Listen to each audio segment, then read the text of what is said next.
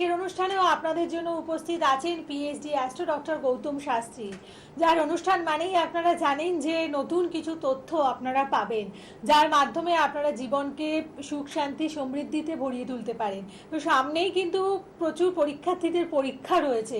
তো এই ক্ষেত্রে আমার মনে হয় যে নিজের মনটাকে স্থিতিশীল রাখা ভীষণভাবে প্রয়োজন। তাই আজকে আমাদের বিশেষ অনুষ্ঠান, যেখানে কিভাবে আমরা মনকে পরীক্ষার জন্য তৈরি করব, তার জন্য বিশেষ কিছু টোটকা দেওয়া হবে।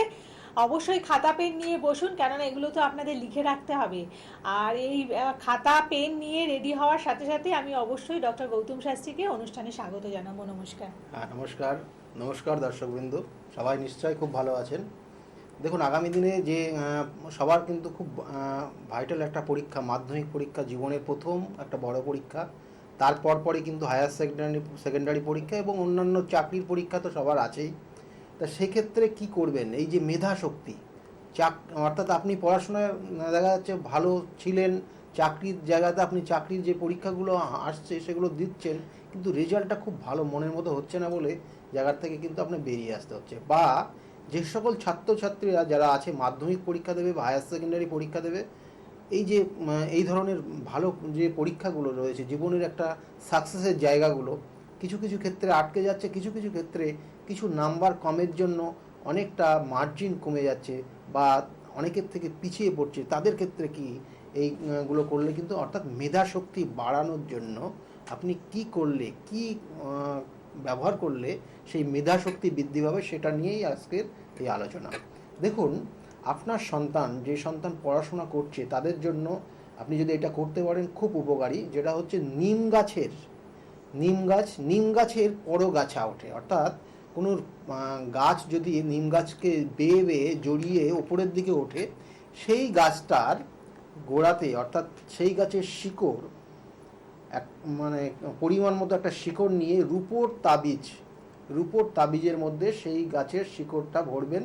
এবং এটা কবে করবেন না, রবিবারের দিন করবেন। রবিবারের দিন আপনাকে করতে হবে এবং রবিবারের দিন এই ক্রিয়াটা করে সোমবারের দিন আপনাকে পড়তে হবে।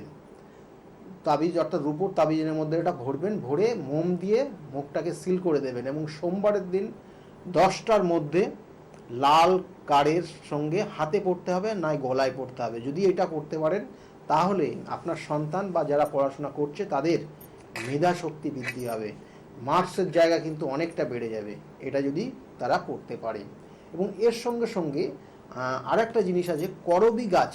এই করবী গাছের, যদি আপনার নিম গাছ বাড়ির কাছে না থাকে, যদি করবী গাছ পান, করবী গাছের গা বেয়ে যে গাছগুলো উঠছে, অর্থাৎ তার যে পরগাছা, সেই পরগাছার থেকেও আপনি, তার শিকড় থেকেও এই ক্রিয়াটা করলে পরে, অর্থাৎ রূপোর তাবিজের মধ্যে করবী গাছের যে পরগাছা উঠছে তার শিকড় অল্প পরিমাণ কাটবেন এবং এটা রবিবারের দিনই করবেন।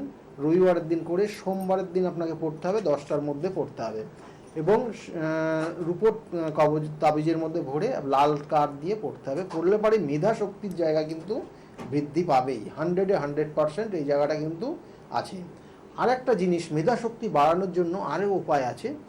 যে দেখবেন যে তুলসী গাছের যে বীজ হয়, সেই তুলসী গাছের বীজটা ভালো করে পেস্ট করবেন। পেস্ট করে ওর মধ্যে খুব সামান্য ঘি দেবেন, গাওয়া ঘি দেবেন এবং তার ফোঁটা প্রত্যেক দিন সকালে স্নান করার পর সেই একটা করে ফোঁটা নিতে বলবেন কপালে। যাদের এই সিলি মিস্টেক বা মনে থাকে না বা মেধা শক্তি আরও বাড়ানোর দরকার আছে, যাদের মার্কসটা আরও একটু বাড়বে বা দেখা যাচ্ছে পার্সেন্টেজের জায়গায় আরেকটু যদি ভালো হয়, তাহলে আরেকটা জায়গায় চান্স পেয়ে যাবে, সেই সব স্টুডেন্টদের জন্য এটা কিন্তু খুব কার্যকারী।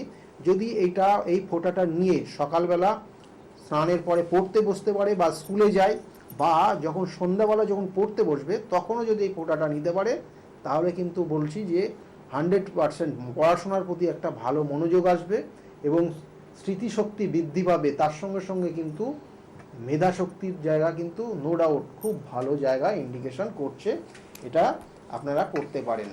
এবং এর সঙ্গে সঙ্গে আর একটা জিনিস বলবো, যখন স্টুডেন্টরা পড়তে যখন বসছে, তখন একটা তামার পাত্রে মানে তামার সেই গ্লাসও হতে পারে, তামার জগ হতে পারে, যে কোনো তামার পাত্রের মধ্যে জল ভরতে হবে এবং সেই জলের মধ্যে 11টা তুলসীর পাতা সেই তামার পাত্রে সেই জলের মধ্যে দিয়ে দেবে এবং যখন পড়া শেষ হয়ে যাবে, অর্থাৎ যখন পড়তে বসবে তখন এটা স্টার্ট করবে, এটা দিয়ে রাখবে এবং পড়বে এবং পড়া যখন শেষ হবে তখন ওই পাত্রের জলটা কোনো একটা গাছের গোড়ায় ঢেলে দেবে এবং এটা যদি পড়তে বসার আগে এই ক্রিয়াটা করে তাহলে কিন্তু মেধাশক্তি বৃদ্ধি পাবে। এটা তো বললাম মেধাশক্তি বৃদ্ধি পাওয়ার কি উপায় আছে। এর সঙ্গে সঙ্গে আরও কিছু আছে যেগুলো দেখবেন যে আপনার সন্তান পড়াশোনায় খুব ভালো, কিন্তু আপনার পাশের বাড়ি বা আপনার কোনো পরিচিতই সে কিন্তু অতটা চায় না, দেখবেন তার মধ্যে একটা ইগো কাজ করে। সেক্ষেত্রে দেখবেন অনেক ক্ষেত্রে এইসব সন্তান বা এইসব বাচ্চাদের হঠাৎ করে ডিমোশন, অর্থাৎ পড়াশোনা খুব ভালো ছিল, হঠাৎ দেখা যাচ্ছে যে রেজাল্টের জায়গা কিন্তু খারাপ হতে নামলো এবং পরপর এমন একটা জায়গা, সে একটা স্কুলে একটা ভালো পজিশন পেত, সেই জায়গাটা কিন্তু সেখান থেকে বেরিয়ে আসছে। এটা কেন হয়? এটা কিন্তু যদি আমাদের নজর দোষ বলে একটা জিনিস আছে, সেটা কিন্তু খুব সাংঘাতিক। এই জায়গাটা যদি কোনো রকমে কোনো স্টুডেন্টের উপর লাগে তাহলে কিন্তু তার পড়াশোনার জায়গা কিন্তু ডিস্টার্ব হতে বাধ্য এবং সে যতটা মার্কস মনে করবে সেই মার্কসটা পাবে না।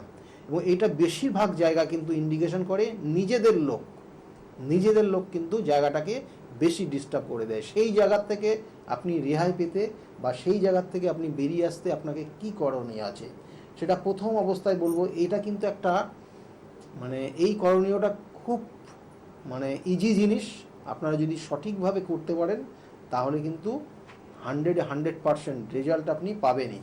কি হবে না, আপনি ঠিক সোমবারের দিন পায়েস রান্না করবেন, পায়েস তৈরি করবেন এবং সেই পায়েসের সঙ্গে যে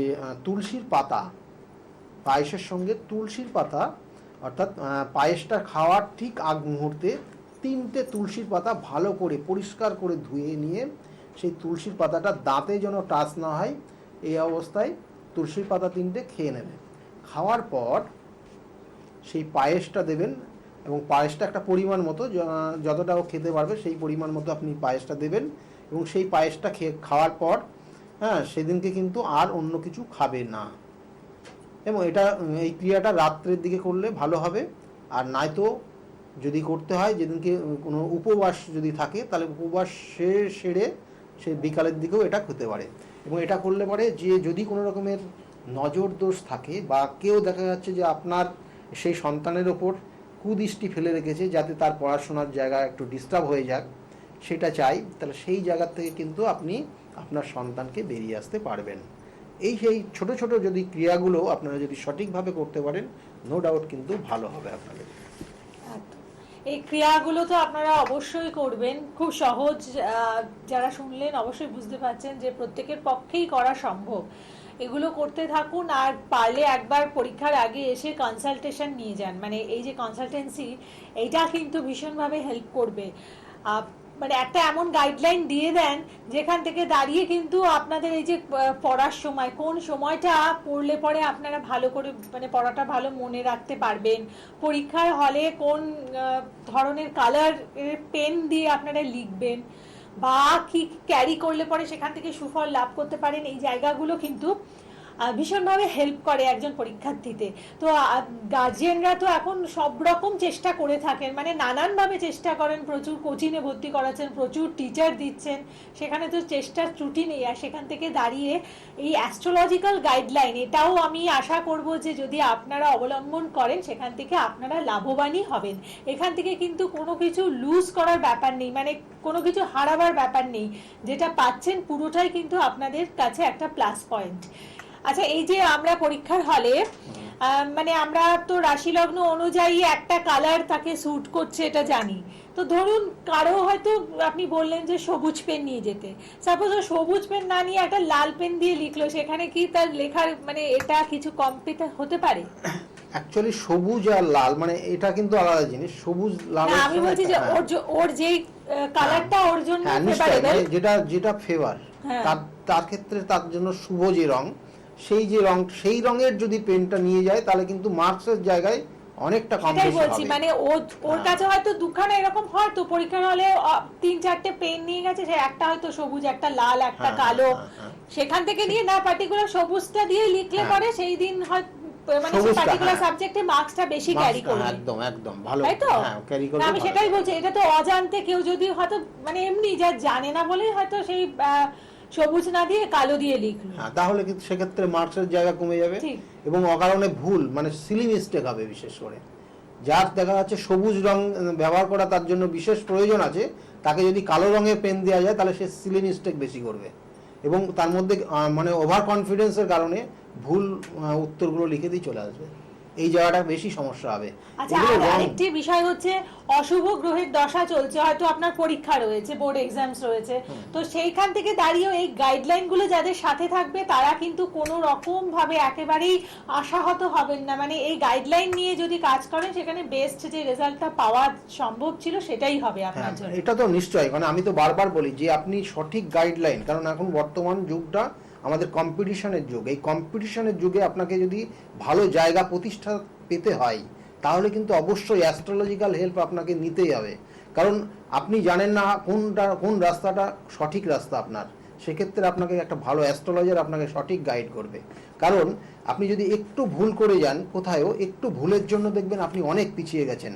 আমাদের দেখবেন যে যখন মার্কসটা বার হয় বা রেজাল্ট আউট হয় তখন দেখবেন যে 1 থেকে 10-এর মধ্যে 10 জন থাকা উচিত, তো সেক্ষেত্রে দেখবেন 50 জন 1 থেকে 10-এর মধ্যে আছে। কেন? সূক্ষ্ম সূক্ষ্ম জায়গার থেকে আপনার কিন্তু এই যে ছোট্ট একটা সূক্ষ্ম ভুলের কারণে আপনি দেখা যাচ্ছে এই 50 জন থেকেও বেরিয়ে যেতে পারেন। সেই জন্য বারবার বলি অ্যাস্ট্রোলজিক্যাল হেল্প নিয়ে যদি আপনি জীবনে এগিয়ে যেতে পারেন তা 100% জায়গাটা কিন্তু শুভত্বই তৈরি হবে আপনার জীবনে। মানে একটা সামান্য পদস্খলন আপনাকে কিন্তু অনেকটাই পেছনে টেনে নিয়ে যাবে। সেটা কেন হবে? যদি অ্যাস্ট্রোলজিক্যাল গাইডলাইন আপনার সাথে থাকে সেটা কিন্তু কখনোই হবে না। আপনি সবসময় এগিয়ে থাকবেন আপনার অন্যান্য যারা রয়েছেন প্রতিদ্বন্দ্বী তাদের থেকে। আর যারা ডক্টর গৌতম শাস্ত্রীর কাছে আসেন আপনারা তো জেনেই গেছেন যে আপনাদের জন্য এই ধরনের একটি বেসিক লাইফ হরোস্কোপ থাকে, যেই বেসিক লাইফ হরোস্কোপ আপনাদের বিভিন্নভাবে সাহায্য করে থাকে। মানে এই যে কোনটা আপনার জন্য উচিত করা, কোন কাজটা উচিত নয়, সেই জায়গাগুলো যেমন এখানে বলা থাকে, তার সাথে সাথে আপনি কোন গ্রহর দশা, কোন মহাদশা অন্তর্দশার মধ্যে রয়েছেন, সমস্ত কিছু যেখান থেকে আপনারা আগের থেকে একটা আইডিয়া করে নিতে পারেন আপনার আগামী দিনগুলো কেমন আসতে চলেছে।